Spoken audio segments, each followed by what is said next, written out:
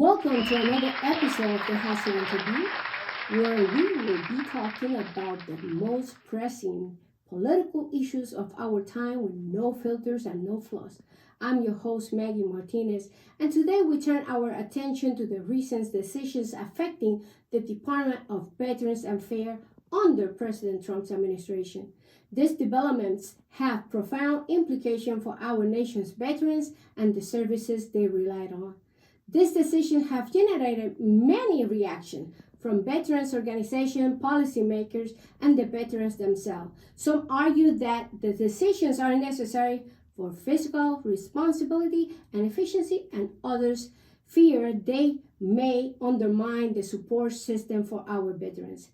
Joining us today in this conversation to discuss critical issues are our esteemed panelists, Democrat Daunta A and state member for the Democratic Party of Georgia, Republican leader, analyst, businessman, and chair for the Clayton County Republican Party, our special guest, Lieutenant Maura Keller, with 28 years of experience. Let's begin by exploring the potential ramification of these policy changes right here in the Hot Seat Interview. Hot Noise Radio presents Starbound Studios starring Maggy Martinez and the Hot Seat Interview. Y ahora con ustedes, Maggy Martinez en Caliente.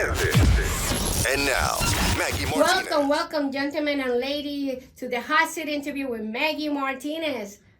Maggy, it's great to be here. I want to welcome all our viewers for another day here at the Hot Seat. And Maggy, I'm always thrilled to be here with you and so delighted for this opportunity. And Maggy, thank you so much for the invite and so that I can talk to your viewers today. Thank you. And today with us is Maura Keller. She's running for District 3 for Congress, so check it out. Check her website. Well, Daunta, what alternative strategies will Democrats propose to balance government efficiency and with employment and support to veterans in federal roles? So, Maggy, I do feel as though most of the Democratic officials are talking about, yes, there is some form of revision that's necessary for the federal government, but not to the extreme of cutting and slashing so many of the necessary and important jobs that the government and most of all our American citizens look forward to. And particularly with our veterans, we're seeing that it is proposed that many cuts are going to come to those that are veterans and even those that are disabled. And the Democratic Party is certainly not in favor of that. And so what we're talking about is making sure that we continue to support those veterans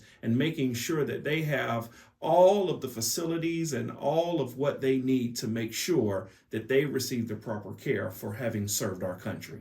We'll bring you the best of the best as panelists and analysts to the Hot Seat Interview. They are weekly on YouTube on demand. Subscribe to the channel. Share this with your friends. This is very important. Stay engaged and stay informed. And also, I wrote a book. It's called The Secrets of Campaigning, so you think you could run. So just check it out on Amazon. It's only $25. Let's support the channel. And with that, we buy the equipment. We don't buy anything that we need for the show. And we always ask for a little donation. If you can send some donations to starboundpr.com, that will help the channel to grow and to buy everything that is needed. Well, David, from a Republican perspective, how do you justify the administration workforce reduction, especially considering that veterans constitute a significant portion of federal employees? Well, let's start with that first. You know, veterans are roughly 30% of the federal workforce. A lot of them, when they come out of the military, they're used to some of that discipline. They want to go with the government. They come into a very structured environment. It's an easy transition. Being out of Northern Virginia, I grew up outside the Pentagon, Fort Belvoir, Virginia, Coast Guard Station, very, very familiar, especially my father was a military MP. Mostly now, we have seen that Texas Representative Dan Crenshaw, former Navy SEAL, has said at times, right now we're learning about this stuff at warp speed. The sad thing he also said was, in this haste to make these adjustments, we have thrown out some of the babies with the bathwater. Now, John Phillips, retired Lieutenant Colonel, United States Army, and he's assistant to Secretary Daniel Disco, has said that this must be a necessary procedure to help reduce the bureaucracy and improve the accountability. As we have seen, all departments are under review. No one is getting passed over, no one is getting skipped. The goal here is to improve the accountability and improve the service that we give our veterans. Okay, today we have Maura Keller. She's running for Congress District 3, and the question is, Maura, as a retired Lieutenant Colonel and former VA healthcare worker, how do you perceive the impact of Trump's decision? So we've already seen some firings at the Atlanta VA, and we still have more firings or letting go that we're still waiting on. And they also want to bring it back to the 2019 levels. And so here's the deal. The Atlanta VA, we have always been short personnel, and they are That's not right. fast when it comes to hiring. When I got hired, it took them 9 months. And I got, for here at the local hospitals, I was hired in 2, max 3 weeks. And I then invited people to come and join me about a year or so later. It still takes 6 to 9 months to get hired. So we're not very, very efficient. So if you're looking for efficiency, that's one way of looking at it. But now you want to, since we're already short, you want to cut back more people. And that's a concern, because if you look at the PACT Act that came in 2022, between 2022 and 2024, we added over 740,000 veterans to the VA system. And in order for us to take care of them, and you want us to have less people, we're not going to be able to give them the priority care that they deserve. Well, Maura, given the experience with the VA, what are your thoughts on the recent reviews of VA programs mandated by Trump administration? So, that's a great question. I am so for, if we can make something better, then we need to do that. We can't be the attitude of, hey, this is the way we've always done it, and we've got to keep that way. We can't. Exactly. Now, say what I'm concerned about is like mental health. Oh. Mental health, the services are already strained for our veterans. And one thing about that is our veterans demand continuity. And we have to make sure that continuity is there for them. Now, you're chopping staff and you're changing your priorities. Now, there's one office that was recently closed, and it was the Office of Equity Assurance. Now, that might leave some people behind, and that it includes the minority vets who may have some gaps to their care over time. When I said continuity was the key, veterans deserve that. And if we can find ways to cut their wait times, if we can give them more telehealth opportunities, that's great. But right now, with some of the slash and burn, the way they're cutting them, that's a gamble that we're taking on our veterans, and I'm just not for that one right now. Well, based on the Department of Veterans Affairs, they plan to lay off approximately 83,000 people. Right. And overall in the United States, we have 16.2 million veterans. I don't know how we're going to do this, really. How can we take care of the veterans? David, do you believe that the administration approach to reviewing, potentially restructuring the VA programs aligns with its commitment and supporting veterans? Well, if they follow the direction that hopefully this administration is setting, yes. As you just heard, wait times for veterans, the bureaucracy, the red tape. You cannot keep going on with the same old, same old. And of course, as I just stated from our representative from Texas, we're moving very, very fast. As you said, warp speed. Now, I know for the last couple years, government has moved pretty much like pond water. Nothing's happened. Have I said this before? Yes. Sometimes you can go too far, too fast. We need to review things as we're going. I mean, from Mike Bose, Chairman of the House Affairs Committee, and Doug Collins, our Veterans Affairs Secretary. Of course, thank goodness he's a Georgia guy. They're theoretically cutting roughly 80, maybe possibly 80,000. They plan a 15% decrease For many years, veterans have asking for a more efficient and accountable and transparent VA. They haven't got it. We go back, the veterans, a lot of them are holding with our 1944 Veterans Preference Act, of course. We must protect this, as this gives veterans the preference in hiring, and it was initiated to offset some of the financial disparities that the veterans did occur through their military service to the United States versus if they could have gotten the same job, say, in the public sector where they would have been making more money. So right now, Collins, Post are in coordination and communication with the White House to try and protect the benefits as needed while trying to reduce the waste and improve the efficiency.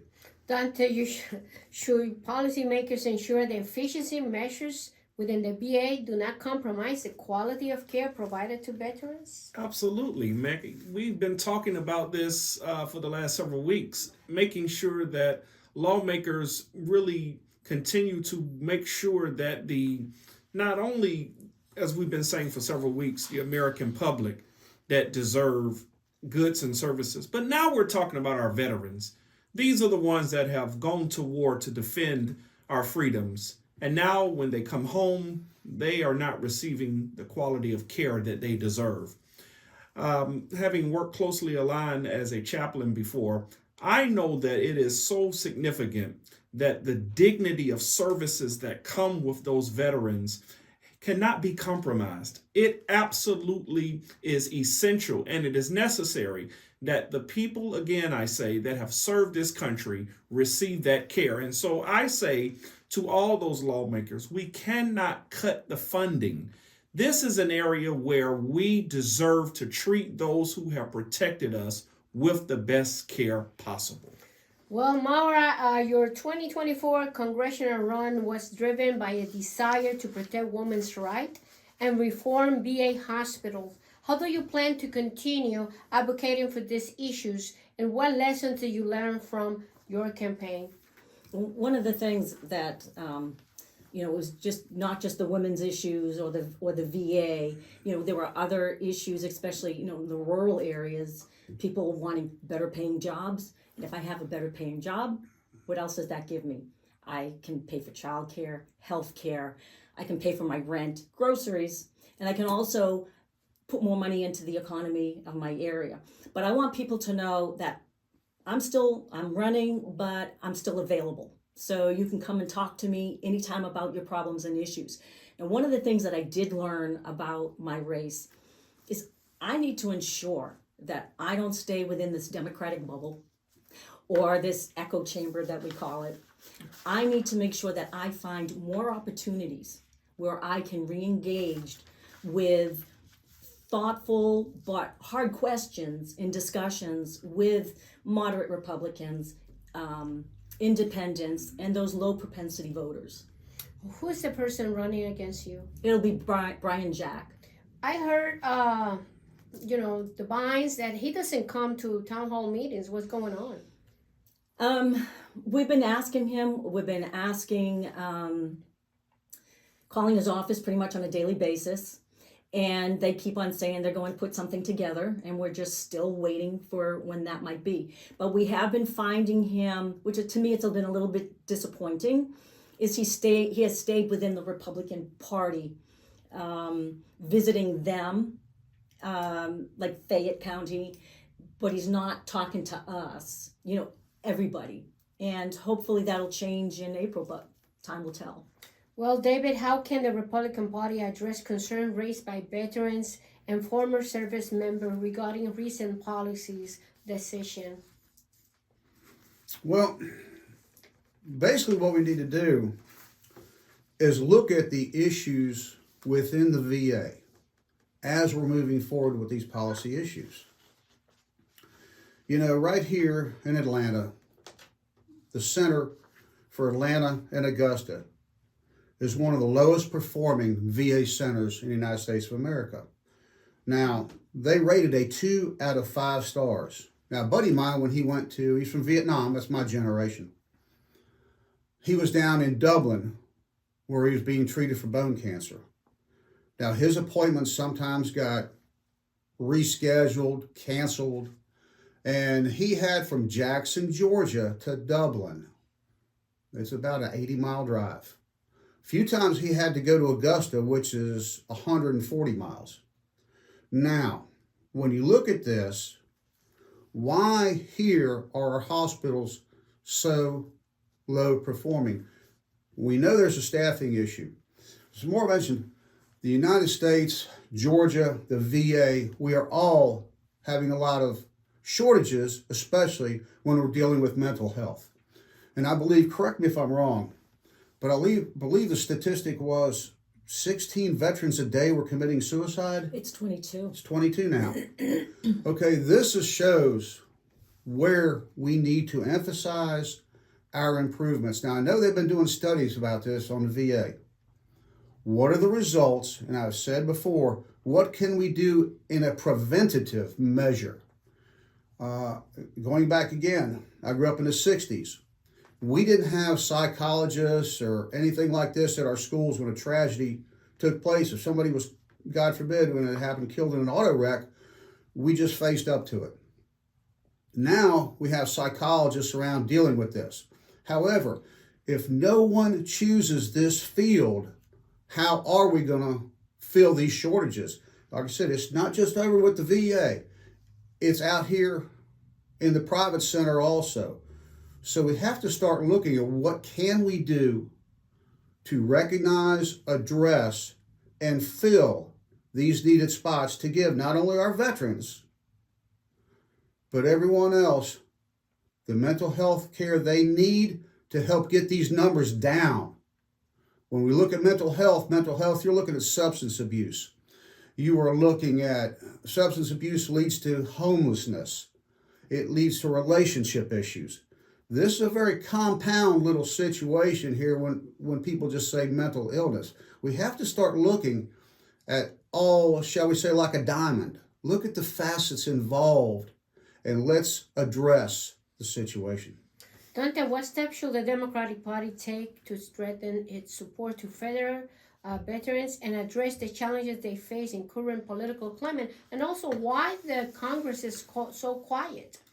Well, Maggie, I think that there is no need to reinvent the wheel. I think our party has always been a staunch supporter of veterans, making sure that veterans receive the care. So I think we just need to double down and continue to support veterans from what we've done over the decades, showing that we have been a party that has always taken those veterans' needs very serious. And so I just call on the Democratic Party just really to double down and continue to do what we've been doing. I don't think that we need to look at anything that we have failed. I think that it has been that we've tried our very best, but we just need to continue on that road in improving the services. So I would say to Congress and to the Democratic Party, let's do our best for efficiency, but we do not need to move away from how we've supported veterans long term.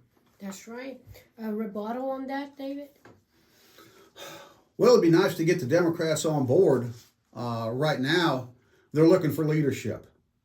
All they want to do so far is try and stop. And I understand they're not used to moving and haven't done anything in the past couple of years. Now, what they're saying is, hey, as Maura said, and even Carolyn Bordeaux in today's Journal-Constitution had a little comment about this.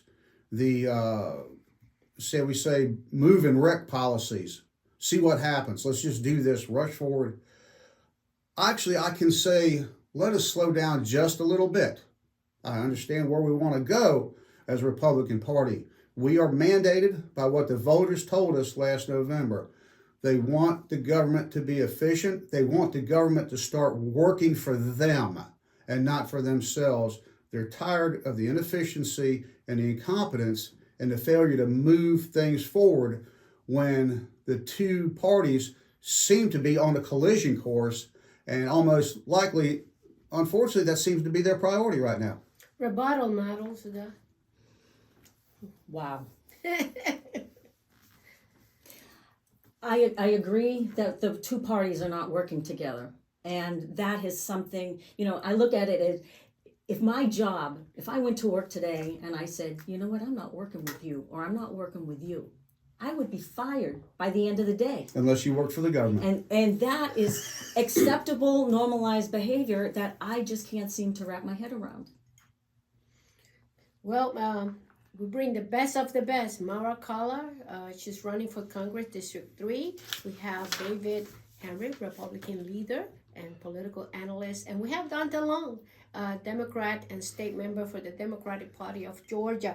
Maura, reflecting on your extensive military and public service career, what message would you like to convey to our viewers about the importance of leadership and dedication in times of political change? And you can look at Good. I was just going to say, that's a great question. So during my military service and my public service, to me, leadership and dedication are the backbone, especially in this type of political climate that we're in. In the military, those of us that have been leaders, we lead, we don't react, we set a course, we steady ourselves, and we accomplish the mission. Now, when it comes to the political climate, I think dedication is extremely important right now, because those of us, you got to start showing up. Your word is your bond. If you say you're going to do something, then go ahead and do it. And make sure that the people that you serve, you're putting them first. Well, to all the panelists, what key takeaway would you like our audience to remember from today's discussion on veterans and fair administrative policy? I'm going to start with Daunta. I think my takeaway is that we know that we hear that cuts are coming. And I know that most people, when they hear cuts are coming, will immediately begin to think about loved ones that they have that are currently receiving services from the VA. And this is where you will need to contact your local representative, whether it's your congressman, your state senator, and let them know and voice your concern about potential cuts that will affect those who have served the country and deserve the care that is due to them. David? Well, I think, as was said, we need to stop getting used to business as usual. There are more efficient ways to do things. These need to be examined, and we don't need to be afraid of them. As I said, Carolyn Bordeaux mentioned, talking about the government, and I have said this on the campaign trail, I've said it here, government should be run as a business. This has been stated way back in the 1920s. What we need to do is look at establishing budget procedures, effective management, and competent operation of each department as it would function as a business. Now, what we want to do, if the administration, they have stated what their goals are. That's been pretty much transparent, if you will. Now they're following through on it. Now, what we need to do is, I know there was talk, and I am all for allowing the veterans, because a lot of them are on Medicaid, is allowing them to take their benefits to private doctors to expedite their treatment instead of waiting for months to get in to see a VA doctor. I think this is something that should be looked at, that it should be examined. And as both my compatriots have said, we should look at serving the people. Remember, it's government for the people, by the people. The government is supposed to work for its citizens. The citizens are not here just to work for the government. Maura, rebuttal in terms of whether the government should be run as a business or not, and your closing statement. When you hear of a business, to me, business means profit, and the government should not be working to make a profit. And that's where I'll just leave it there for the moment. But I'm going to go on a little bit with what Daunta was saying.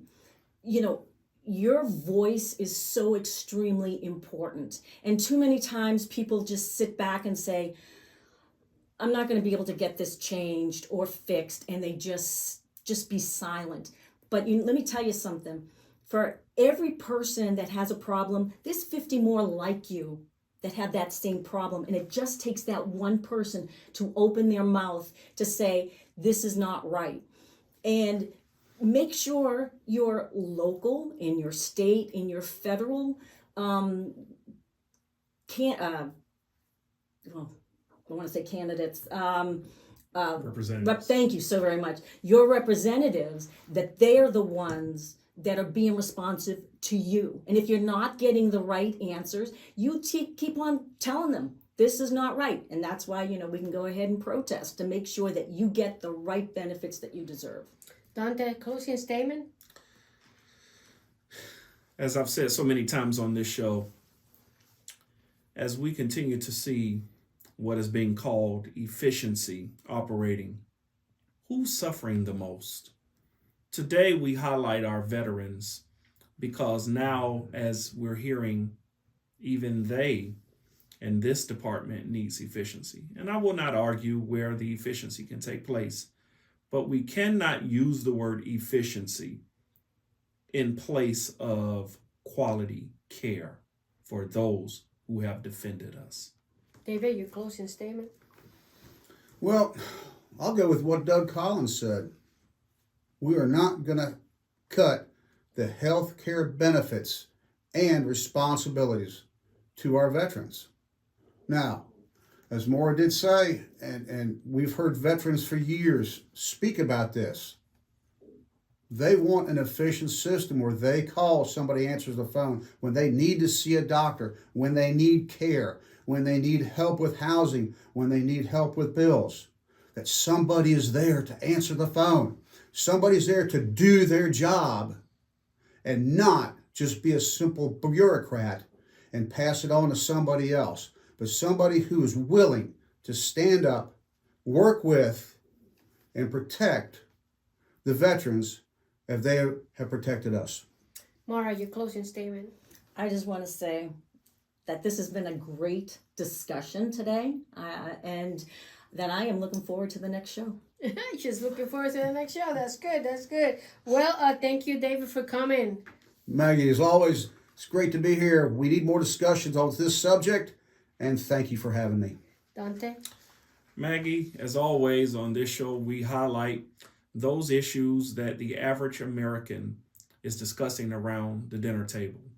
And I hope today that this discussion brings and sheds a greater light so that you can understand what's most important to you. Thanks, Maura, Maggie. closing statement?